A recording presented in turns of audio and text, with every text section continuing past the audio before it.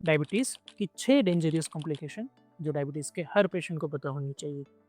नमस्कार, मैं हूं doctor Nirav Vamja, consultant physician in Naveen hospital, greater Noida and welcome to my diabetic series part 4। Diabetes सिर्फ sugar बढ़ने की प्रॉब्लम नहीं है।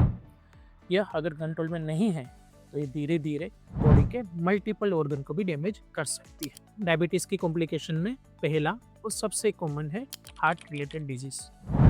डायबिटीज़ के पेशेंट में हार्ट अटैक का रिस्क 2 to 4 टाइम्स ज़्यादा होता है। हाई शुगर ब्लड वेसल्स को डैमेज करती है और कोलेस्ट्रॉल डिपॉजिट बढ़ाती है।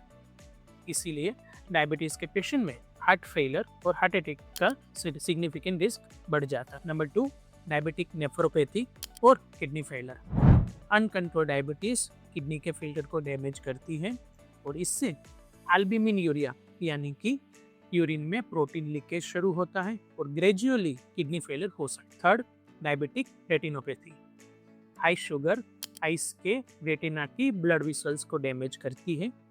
इसकी वजह से blur vision, bleeding in retina और इन सीवियर केस में परमानेंट ब्लाइंडनेस हो सकता है।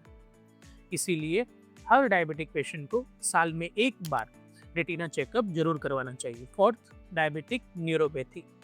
डायबिटिक नसों को डैमेज करती है जिसे न्यूरोपैथी कहते हैं, जिसमें पैरों में जलन यानी बर्निंग सेंसेशंस, नमनेस और टिंगलिंग मतलब झंझनाहट सी फील होती है। ये प्रॉब्लम ज़्यादातर पैरों से शुरू होती है। Number 5, diabetic foot ulcer. Nerve damage और पुअर ब्लड सर्कुलेशन की वजह से पैरों में लगी हुई एक छोटा सा घाव भी बड़ा अल्सर बना सकती है।